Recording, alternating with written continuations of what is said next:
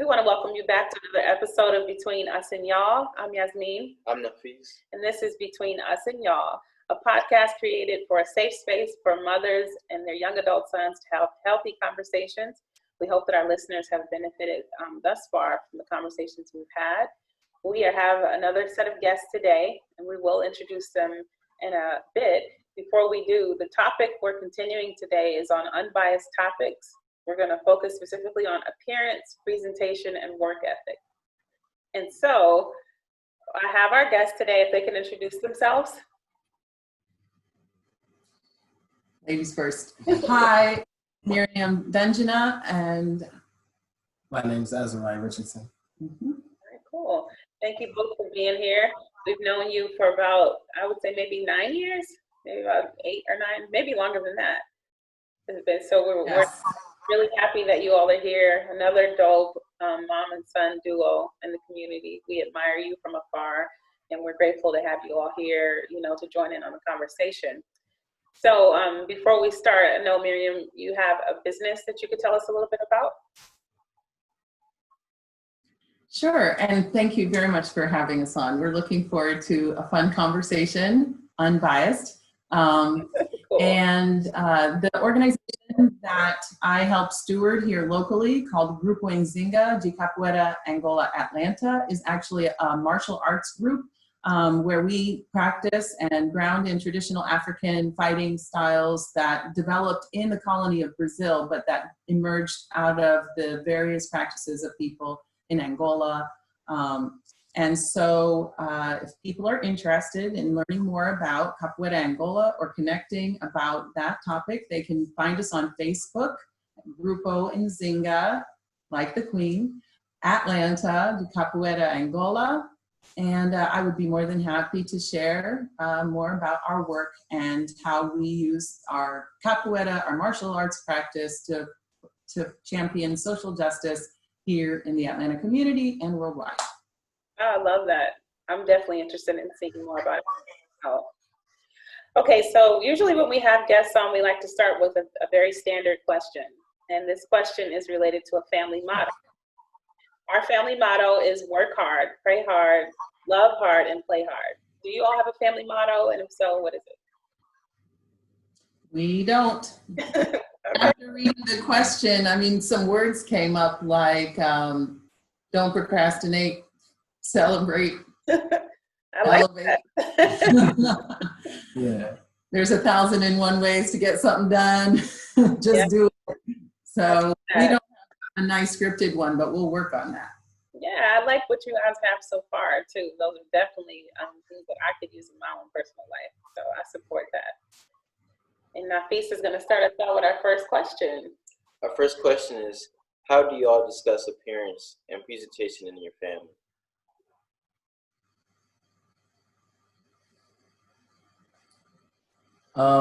I'd say in general, whenever I speak to my mother, it's usually just in terms of presentation. Whenever we go out, we make sure that we just take care of ourselves. We work like a lot in the house. Like we try and keep the house clean a lot, and we feel that like our space within the house and the things that we do, like in our living space, are going to reflect on us. We step out of the house. Mm-hmm. Yes, we also do a lot of like inner work, right? Because I believe like what you radiate out starts with what you are holding inside. And we definitely want to be gracious, good people. So we want to present kindness, and just those good family community values. But one of the things that is really important to us is being very proud Africans. And so when we talk about appearance, we definitely go all out in the styling, profiling, and the fabrics and the curtains and the jewelry, the cowrie shells, because we do feel like that's how we unapologetically present ourselves as Africans and bring more pride to what that looks like. I love that. I total support of that as an African as well. I'm always getting compliments about my hair, my little styles, at work. Hey. Corporate environment, sometimes, people have an issue with the way that we wear our hair. And so without changing that, I just choose styles that work for me. And it just so happened that it worked for my office too. And if it didn't, my hair would still be the same. But I know that I'm grateful, you know, to work in an environment where I'm not being stressed about that. You want to add anything as far as appearance? I know that appearance for us in our household is a thing. You know, my mom used to say when I was little, don't go out of the house looking like you're thrown away. You know, and that was her famous line that she would always say, you never know what's going to happen when you leave home. You know, you might think that you're just running to the store and you may end up running into a potential client or, you know, an elder or someone else that you never know what's going to happen. So you always go out ready to present yourself in the best way, you know. And so I took that to heart, and it's very hard for me to run out of the house with sweats on that, you know, aren't clean, of course. Oh my goodness, I got sweats. I bought sweats this year because I actually didn't have any. I was like, because, you know, I went out in public with them and I felt some kind of way. But the thing about the hair, like I've had my locks for a lot of years, and I also work in a, you know, in a global nonprofit where certain norms exist around appearance, and that's why I kept my locks. And so when I'm in there, you're going to know who I am. And it has never been an obstacle because beyond the appearance are the skills and the talents, the abilities that I bring. But yes, it is often the case that people feel pressured to conform or what we call like assimilate to whatever the European norms are for how you should look. Yeah, absolutely. And the thing about it is people forget that they've asserted themselves in the exact same way. And that's why we have been accepting their appearance. So it's very important for you to be comfortable and stand firm in whatever it is that, you know, is reflective of your culture.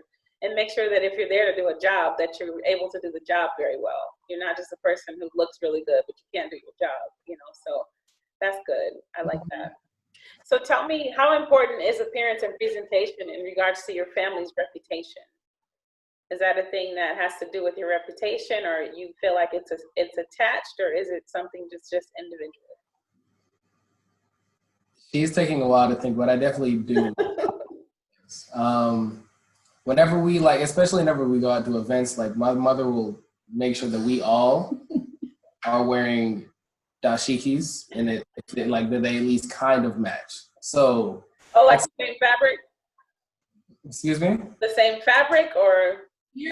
We don't have that level yet, but we're getting there. It's definitely one of the things that, you know, we're working towards. Hey, I got a sewing machine to make sure that we get our cut from the same fabric. Yes. Right. So, I definitely do think that it's a very high value for us in terms of appearance, because, like, you know, I feel like what's valuable more is, of course, what you have on your inside and with like the energy that you radiate out.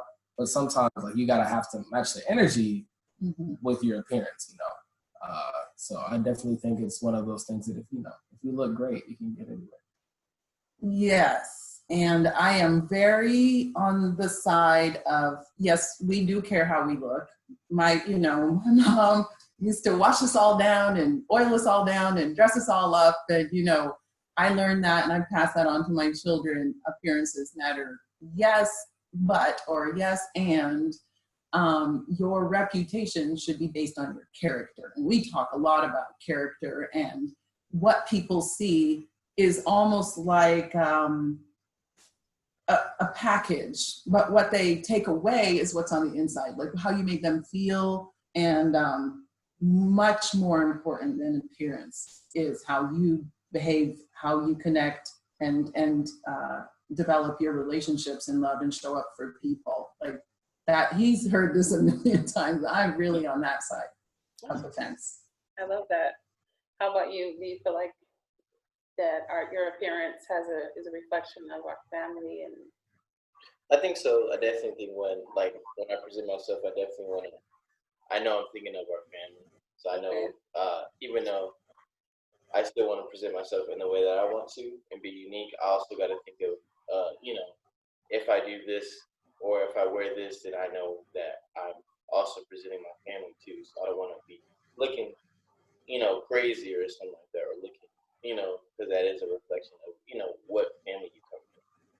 Yeah, this question, I wanted to make sure it was included, because oftentimes when we're talking to our young men or even our young women, as African people and as families, we're not thinking about the fact that when you leave the house, you are a reflection of this family, regardless of where you live or who you talk to.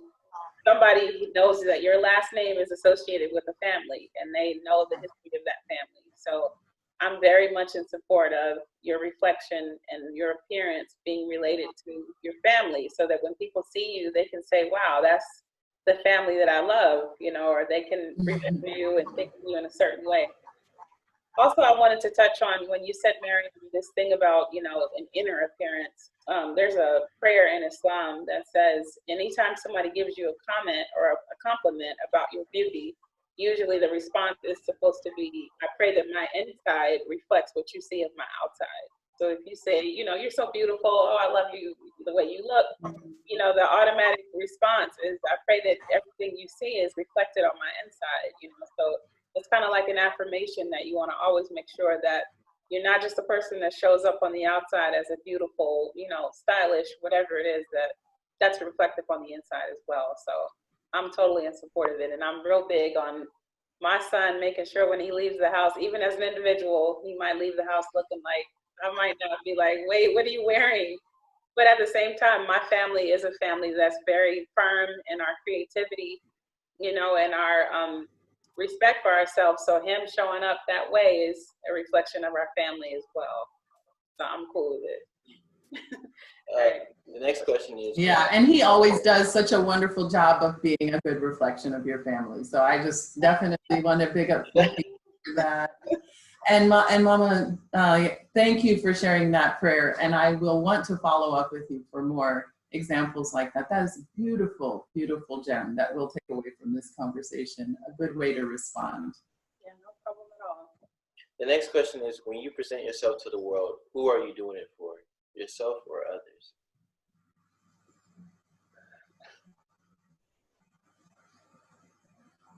Well, I'm just going to say, and yourself and others. I think, when you were reflecting, Mama, just now around how when our youth leave the house, how are they perceived and how what are they presenting about the family that they come from? It made me think about, like, as a woman, like when I go out, I want to encourage people to treat me with respect and honor, and my safety even is part of what I think about. And and then in my professional settings, I make sure that I don't, go just in corporate clothes all the time. I make sure that people understand that you're dealing with a person who's very proud of her identity, and that identity has a lot to do with why I'm so good at my work, because I am firm in my commitment about who I am. Yeah. So I think, like, yes, I want to look good, I want to feel good, I want to feel confident, but I also, through how I present myself, want to invite people to see who I am on the inside a little bit. And, so that is, I think, my both and. I think it's a both and for me as well. But the things that I do in terms of like appearance and like presenting myself, oftentimes I feel personally is to just kind of, it's a part of like my personal growth and perspectives. And if people, the most I can really ask for people is their respect. And that may not always have to be up close and personal. And I don't always need the compliments. Like the things I do, I don't do it for compliments from people, but I definitely do it for myself and expect respect from people because that's what I'm giving out. I love both of those answers. As a Muslim woman, and then as an African woman in the conscious community, there is an expectation in a sense sometimes of what people expect me to wear, so in that regard, because I know that people look up to me, I know that I'm leading, by example, I have to consider sometimes when I go out, what my clothing looks like, is it something that's going to be modest, or is it something that is going to be revealing in a way that someone who doesn't know me close enough to know that I, am the same person I was when I had whatever clothes I had on, in any day. I have to consider, that some young girl is still learning how to dress modestly or how to, dress in a way that reflects a Muslim woman. So I have to consider that sometimes. And then on the flip side, sometimes I want her to know that she should be an individual, and if she, whatever her individuality looks like should be reflected in how she looks. So it's kind of like a flip side, it flips for me every now and then, and then being a Muslim who celebrates African culture too is a thing that has to do with identity when I leave the house, because you have a lot of Muslims who have been raised to reflect Arab culture, and I don't do that, at all. I'm an African person, so anything that I do comes from the culture of African people. And sometimes that can cause a conflict when it comes to presentation, whether it's my head wraps or whether it's my hair being out, not being covered, or maybe it's a particular pattern on my, long dress or something like that. Some people don't necessarily see that as being Islam, but that lets you know that they are translating religion to be culture, and for me, I'm fine with my culture. How about you? This is kind of all the things that you guys said. Just presenting myself for myself and also for my family, and also knowing that how I do present myself is important, and knowing that like you guys said, it is a reflection of your yourself, your inner self, and to show that this is how I want to be respected, this is how I want to be seen, and nothing's gonna steer me off from that. So. Okay. All right. So the next question has to do with another person, a mate. And I want to know, how important is your mate's appearance to your presentation?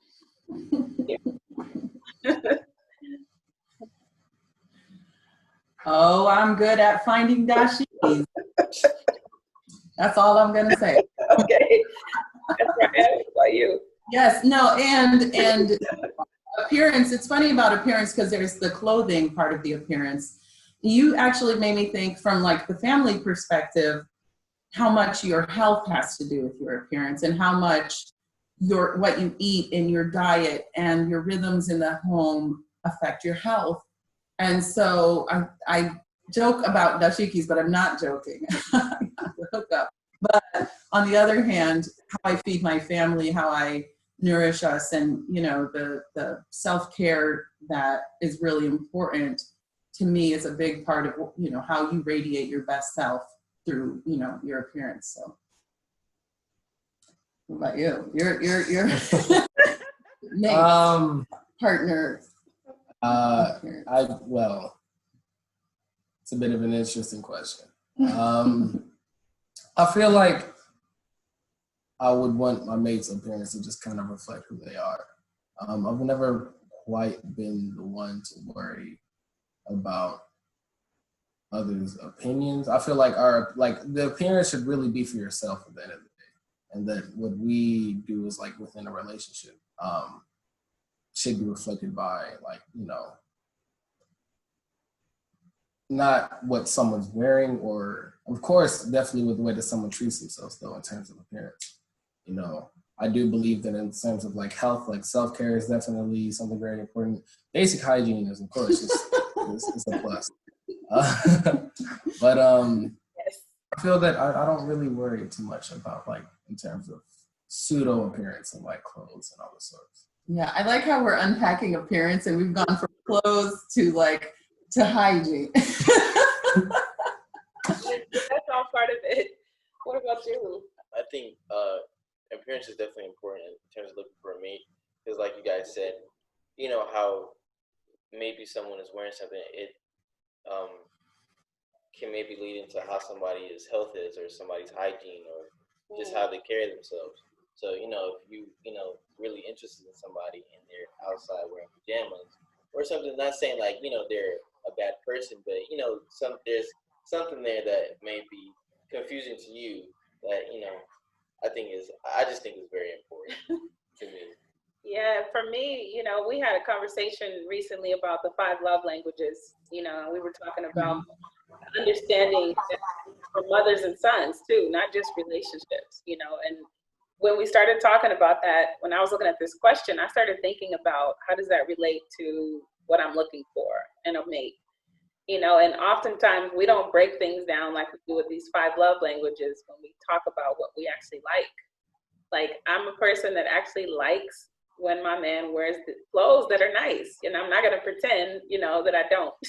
But some people get into relationships and don't define that, so they get very upset when a guy shows up or a woman shows up or whatever your relationship setup is, or your partner shows up with clothes you don't like, or they don't dress in a certain way. And you haven't expressed that, well, I really love when you wear red. Red looks really good on you. Every now and then, maybe you wear red because your partner likes that. I don't think it's wrong, but oftentimes we're not having conversations about what our wants and needs are in relationships, and then we're expecting someone to just figure it out. And so when it comes to appearance, I'm real big on health and hygiene. That's like major, because it lets me know like your mind state in a sense, like, care like at all that your nails are extremely long and dirty, and then you're going to eat with those hands, or do you care how you smell, when you're around other people? Is it offensive, and that type of thing? But it matters to me, and it's important that we have conversations about it before it becomes a problem, And the thing with moms and sons, usually we're having conversations with our young men just because we care about their health. But oftentimes we're not encouraging our young men to have conversations with their potential mates about it if it's a thing that's important to them. So then they get into relationships, or have an argument, or, very uncomfortable with the fact that their partner is wearing something that they didn't like, or they showed up a certain way, but sometimes they just haven't learned to have those types of conversations. So it's very important to do so before it becomes an issue. The next question. The next question is, how does your family define work ethic? Did you guys hear the question? Yes. How does your family define work ethic? I would let him answer this question. I'd say it's just definitely consistency. That's something that my mother's really honed in on a lot personally, and with me as well. It's just to like, my mother is very, like, one thing that my mother can do that I cannot do is just sit down and do it. Like, if I'm going to do something, I break it up into something. And there's different ways about going to do something. Like, there's 1,001 ways to do something. But the way in which you do it definitely matters. And I feel like that, nonetheless, the most important component is consistency. That may include cleaning my room or doing the dishes, or whatever it may be, an assignment that I need to prepare. Let's see both of our moms, so we're on the same. But it's just, I'm sure that she could definitely attest to this, is that consistency is definitely a key factor in our family's definition of work ethic. And then, doing a job towards completion, following through. So consistency and follow through are the two main components to define. Yeah, it's an interesting question about work ethic, because sometimes, I'm a workaholic. I work and then I go work some more. And I've started to unpack that, because sometimes I feel like, some of your work ethic should involve a willingness to stop working, to take time off, to take breaks. So actually that might not be bad to break up the work. But one of the things for me that I'm always thinking about is my ancestors, my parents, their sacrifice for me to have the life that I have. My belief that more people in this world should be able to be living with the right conditions to fully express their self-determination and their purpose. And I'm like, with these two hands, for the time I have, I'm going to do everything I really can. And I'm going to do it professionally. I'm going to do it in the community. I'm going to do it in my home. And it's like, there is no shortage of work. Sometimes it's not enough hands holding it up. And so, I feel like, I maybe have like an overcommitment to work. But the one thing I will add to that is this idea that there should be some sort of equity and fairness around how labor is divided, right? Work ethic isn't just about like one or two people on a team carrying the rest. So I definitely also, in my conversations with my family, with my community partners, ask for that consideration of equity roles. I look at gender, which roles women are doing. I know, no, this is about work in general, more broadly now, but I just wanted to add that piece because if many hands make light work, right? Yeah. I would definitely say one thing for me is definitely just being focused and also being consistent. Like, you know, always giving like 110%, and also working hard so you can just, you know, chill later, and so you're not, you know, not having to maybe procrastinate, or, you know, it might be you waking up in the middle of the night like, oh no, I have an assignment, or you have something to do, last minute. or, you know, so definitely just being on top of everything, definitely consistency, and just always getting the job done. Yeah.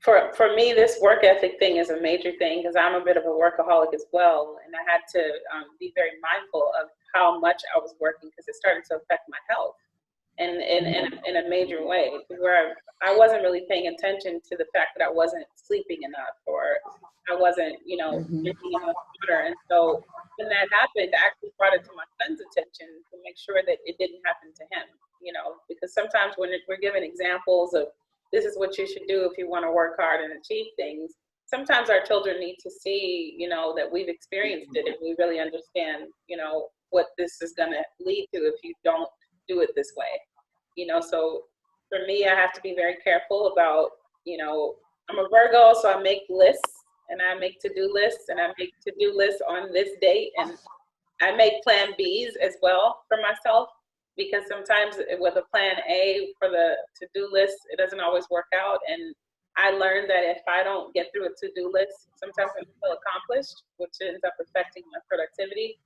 So I started creating plan B lists for my to-do list to say, if I don't finish this, at least I can finish this. And that would be enough, you know, for that particular, you know, stage, so that I need to know that I've gotten to a certain point. So that's what's really helpful for me. And then also for work ethic, for me, I think it's very important to check in and make sure that you're aware of why you're doing something and what the benefit is and who is it benefiting. You know, because oftentimes we get into doing jobs and we so committed and we're so focused, but we're not really paying attention to, is this helping my family? Is this helping my, you know, rearing of my son, or is this just for money? And sometimes you got to make sure you're aware of, you know, what is the purpose of this so you can get the best benefit out of it. That's right. So I appreciate this to-do list and this no sleep, right? No sleep. One of the things that I have recognized is that there's a time to do something, you know, to your A and B list. Like that's a really important, I think, way to think about your day. I know if I have to write something, I write a lot of my work, and if I have to write something, I'm going to get up first thing in the morning, I'm going to do that, because that's when my head can do that. Once I've hit the writer's block moment, I go do some other work around the house or go weed the garden and do some other work to stimulate another part of myself. So yeah, I definitely think knowing your style for your work and doing all you can to conform to that makes sure that you can do your best work. Yeah, it's good to have these conversations as well. I love that you all, you know, are talking so freely about this particular topic, because oftentimes in families, we have an expectation for our young men to just learn work ethic and to be very good at it. But there's never been a conversation about what does that actually look like, you know, and what does it look like for you? Because I may be a to-do list person, but Nafis is not.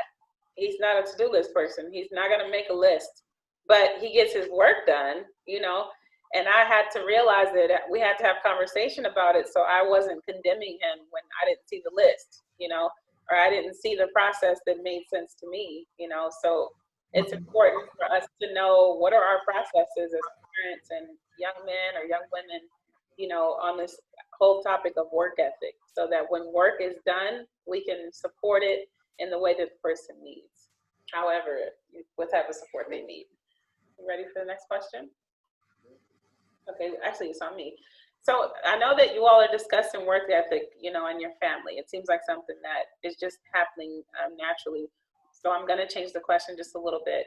What type of advice would you offer to our listeners who are having an issue with discussing work ethic in their homes, with either mothers and sons or mothers and daughters or husbands and wives, or whatever the partner setup is? What type of advice would you offer for people that are challenged with this conversation?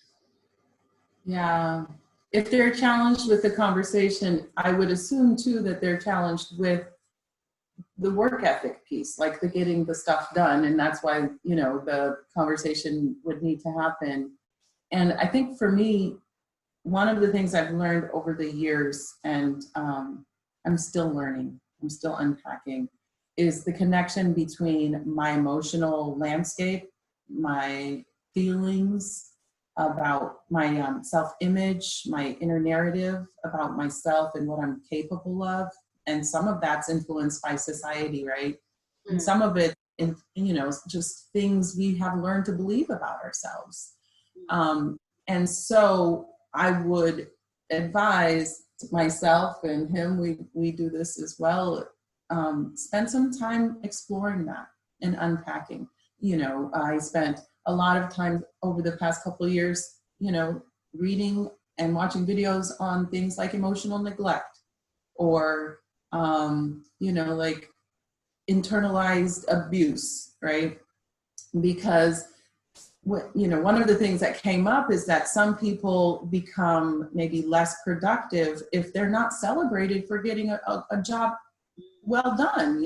Some people don't need praise and they don't work for praise, but still the I'm so proud of you bit of the emotional landscape, the affirming of the efforts and the reflection of I see you, I think can really help people feel loved and more confident. And so I would say if there are challenges, explore the emotional triggers that might be tended to a little bit that can help facilitate healthier dialogue about not just work ethic, but anything, right?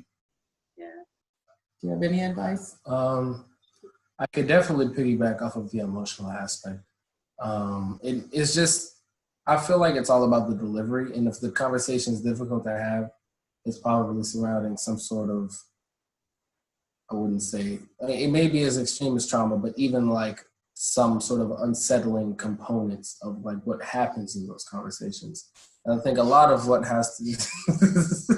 I think this is shade. No, there's no shade. I think I've definitely said, I can't say that over the years that we've been able to have much more mature conversations and healthier conversations. Ones, yes. Especially on my side in terms of listening. And my side in terms of my expectations and how I express them. That's just kind of helped the environment that happens around those conversations. Sometimes she does need to remind me a little bit more pointedly. But most times when we have our conversation, it's coaching. It's coaching, and you take it and you run with it. You use that as a part of your growth, and I feel like that's helped me personally when it comes to those conversations. Because there was a point of time in which it was just when it came to talking about it, I would shut down. I would close off, and she would hit a wall. She'd get upset. I'd get irritated. It just wasn't. It wasn't really working out. But let's say, in terms of advice, make it to where it's more of a comfortable conversation, and try and removing that stress barrier that most people have when they have the conversations. Yeah, those are very helpful. That's helpful feedback that you both gave. I like that you said, Myriam, earlier about knowing what time is helpful for you to work. Certain times are different for everyone. I work very well at certain times of the day, and then there's certain times of the day where I have to stop. I can't do anything that has to do with that particular project. And it's important to know if you have somebody in your household who has different, times that they like to work, so that you can understand that that might not be the best time to come to them for something that doesn't have to do with work if they're working, but oftentimes a lot of parents are not thinking about that when it comes to their young men or women, because they're thinking, how dare you have a time of your own to do something, who gave you the freedom to do that, but the reality is you have your time that you work on something and how beneficial it is for you. So teaching healthy behavior by leading by example is asking them, what time of day is really good for you to work? What time do you work? And what time do you do that? I had to get used to it with my son being in college. I call him at 2 a.m. and he's working on a report. And I'm thinking to myself how terrible that would be for me, for my sleep pattern for the next day. And I had to accept over the years, like, he's not the same person. You know, he may be able to sleep in a different way than I am. And I have to accept that that's his reality. It's not mine. But I can encourage him that you do need to make sure you're getting at least 8 hours of sleep outside of, you know, whatever you're doing. But I had to learn over the years that, you know, he's going to have different things. And all I can do is, you know, show him an example, but it may not be his example. Would you add anything? No, All right, cool. the last question is there any other advice you would give about a presentation or work ethic that we haven't touched on? Well, I will push back a little bit, Nafis. I think you can share a little bit of your work ethic advice with Azariah as he embarks on his college journey and follows you down that path. What college are you at, Nafis? I go to Alabama A&M, and I'm studying. Okay. I'm studying sociology, and then with that, I want to become a filmmaker. Yeah. All right. So what would you advise him as he gets ready to think about his college work ethic? I would say the biggest thing is always time management. I would definitely say, like, for like what I would do is I definitely have like a plan A and a plan B. So I definitely, in terms of getting work done, I'll say, hey, I'll do these assignments today, and I'll do these assignments tomorrow, and I like to get them done, especially when I get an assignment. Like, maybe if it's assigned today, I'll try to finish it today. So then I'm not thinking about it, because like with me personally, if I just have assignments, like it like affects my sleep, or it affects like me doing stuff, or, you know, going out or hanging out. Like, it's like, oh man, I got an assignment, like I got to get back so I can do it. So I definitely say just try to get it done so you can have more time to do what you want, or be creative, or, you know, do whatever you're into. I definitely say also explore the campus that you go to or the college that you go to, because definitely for me, I started to realize, oh, like, this is what I'm really interested in, or I didn't know I was interested in that, or, you know, also check the departments to see what internships they have, or, you know, different clubs, because I was recently in like a film club, and also I was before the COVID happened, I was going to be on the radio station. So it was a lot of stuff that, you know, I definitely say just explore, and just always have an open mind about it, because you never know. That's good advice. And to answer your question now, I would reflect back the little bit of what you just said about exploring and being what I would call entrepreneurial. I think, you know, around the time of Kwanzaa, we always talk about those principles, but many of us practice those principles all year. So the collective work and action that we need to our collective struggle for liberation is moving forward. As far as work ethic, that is what fuels my work ethic. And I guess I should just advise people find what fuels for them their willingness to take charge and lead. And I notice in some of the work of our elders in the community, which I really just want to celebrate and big up, as we talk about work ethic, we learn that by example, seeing them and their tireless sacrifice, you know, their willingness to write their stories, to lecture, to cook, to gather community around the things that matter. And, you know, and I sometimes I'm seeing maybe, unfortunately, people falling back and looking at the busy people and glad that they're busy, but then not, you know, and maybe there's a question about how can I help? And maybe my response is, ask yourself that question. You help? Yes, that's the right question. I might not have the answer because I might be busy on my task. And I just want to invite more people to get involved in your local organizations, you know, all of those Pan-African organizations that are working to ensure that people in Atlanta and worldwide are being guaranteed the protections of safety that they need, the opportunities that they might be afforded. You know, keep it in the community and work hard, and let's us lift us up, you know? Azariah, any advice?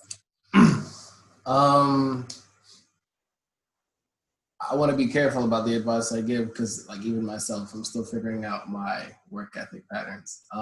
It can also be about appearance. But any last things about appearance or work ethic? Or work ethic. I'd say with appearance, just kind of find a comfortable spot with yourself. That's something that I've been working on as of recent. Even with physical appearance and self-care and all those different things.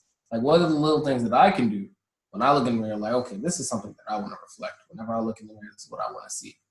And I feel like what you hold about yourself, like what you see when you look at when you look at yourself, reflects a lot to other people, and they start to see that same thing that you see. And which may not always be the case, but I feel like you should reflect in yourself what you want other people to see. So I'd say advice in that regard is just kind of take some time to analyze and reflect on the things that are important to you, and exercise those things. And whether it be a work ethic or appearance, I feel like in some ways they could coincide about what your work ethic says about you within appearance. But definitely just kind of that self-work, because sometimes you need a certain amount of work ethic to go through some like emotional processing about some things that you have within yourself. Like you can be working on the computer all day, on the lawn, doing the dishes, the room is crystal clean, but there's some things like inside within you that you've been stalling and pushing off for a long time. So I feel like there's a lot of different ways that you need to practice this. I love that. And I would add, one of the things I think that's very important is paying attention to the company you keep, seen and unseen. Oftentimes, we're encouraging our young men or our families to, be mindful of who you have around you, because of, whatever energy they have that they're bringing to you, or whatever activities that they might be bringing to you. You never know what people are involved in and how that's going to impact your character or your development. But I also like to include the unseen. As African people, we believe in ancestors, we believe in certain energies, and oftentimes people are not really even concerned at all about what's going on around them or what type of energy is in their home, and where's it coming from. But you're finding that maybe I'm angry all the time when I come to my bedroom, or maybe I'm very upset or very relaxed when I come to this area of my house, and you're not really paying attention to why, And I believe in ancestors. I do believe they visit us, and I do believe they carry certain energies with them. So are you communicating with them? And if you are, what are you communicating about? Is it healthy conversation? And nothing spooky, because some people don't necessarily check for this idea of communicating with ancestors. But the reality is if you're not communicating with them, then, and it's causing you a problem, then you should probably try and figure out a way to do something about that. So my advice would be is to, be mindful of the company you keep, seen and unseen. That's beautiful. Yeah, my grandma lives here, by the way. Oh, wow. Literally decided that she lived her whole life in Cameroon. But at some point, after my daughter was born, she came to us, and she lives here. And when I need to do something, when I need an extra pair of hands, she's like, I'm telling you, and her pictures over there. It's just a beautiful thing. So that point right there, like, I can't emphasize it enough. And even beings go beyond humans. So like the plants and what they embody and the vibrations, right, has a lot to do with how you're feeling. So yes, I just wanted to just shout out my grandma since you were talking. Yeah, that's what's up. I mean, honestly, the thing is, a lot of people, when we talk about ancestors and unseen, beings, we're usually afraid of it. And it's something that people are talking about in a negative way. Haunted house, or, some ghost that's, stressing you out or something like that. But that's not the reality all the time. You know what I mean? And so for me, I had to work through this whole idea of, who's walking with me? Is it my mom who's an ancestor, or my grandmother?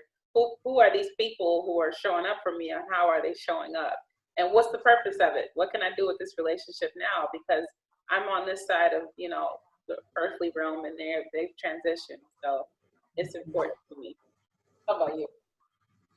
Any other advice you would offer on these topics that we haven't touched on? You offer some good advice to us, right? I know that the college students might be listening to that. Yeah, I mean, that's all the advice that I have right now. I might have some questions for you, Nafis. Yeah. You have one now? As for now, Definitely dorm dynamic. So I've lived with my entire life with my mother and as of recent my sister. So it's gonna be a completely new experience living with another person that I've never seen before. So with my sleep patterns, work patterns, or just my life in general, how difficult is that? I'm sure it varies depending on the person, but what was your personal transition from being at home with your mom to living with a roommate? I'll definitely say, because I'm a rising junior, so my first 2 years, it's been definitely like my first year. It was terrible because it was like there would be like 2, 3 in the morning. It wasn't a good match. Yeah, it would be like sometimes she would just come and then like be very like loud and I would be asleep or something like that. So I'll definitely say in terms of finding a dorm roommate, just list all the things that you like to do and what you like to expect. So like if you say, hey, like during these hours, like I've considered these as quiet hours, so like just let me know what you got going on, or like just be very just be honest, because you don't want somebody you don't share that information and then you get with a roommate and they're like doing something, you're like, bro, like what are you doing, So, yeah, they have intake forms when you come to the dorm. There's an intake form. Like, take that seriously, because if you don't, then they match you with people based on the intake form. So that's what he's talking about. When you're writing on your form, list all the things you can think about and don't think it's weird, to list it, because the reality is somebody's going to show up if you don't, tell them what type of person you're looking for who doesn't match it. And as a parent, I say after that first year, I tell any college student to make sure you do that intake form, because that first roommate was a bust. Like, it was all bad. But we didn't take the form seriously the first semester, though. That's why. And I'll also say is also try to make good connections off when you get there. So when you like make a lot of good friends, so like the next time you do dorm, you can just room with your friends, so you feel comfortable like sharing your space. Yeah, you build a family and a network, So I always tell Nafisas, you never know who you're meeting. You never know who your dorm mate is going to be in your life in the next 15 years. So pay attention to those relationships and cultivate them, because you never know who they're going to be to you. Who knows, 10 years from now, he might go into business with his roommate, and all these years that they've cultivated their relationship will be the foundation of that business partnership. So, and he's available for you to talk to outside of this. Always available. Yes, all right, definitely. We'll exchange numbers. We want to thank you both for being here. This conversation has been very good for both of us. I'm grateful that you've taken charge as a mom, to be in your son's life, and that you, Azariah, have been allowing your mom to be involved, because a lot of young men don't let their moms in, when it comes to conversation or being open. We want to thank you all for allowing us to have you here today. This podcast is, like we said, a safe space for young moms or moms at all, to have conversations with their young men. And we hope it's been beneficial to you. We hope it's been beneficial to our listeners. We always part by encouraging our listeners to follow their family motto, whatever it is, and we will be working hard, praying hard, loving hard, and playing hard. Thank you guys for being here.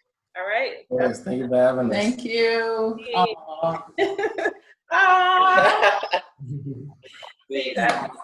All right, you all are an inspiration. Thank you. Thank you. Have a good day. All right, you too. Bye.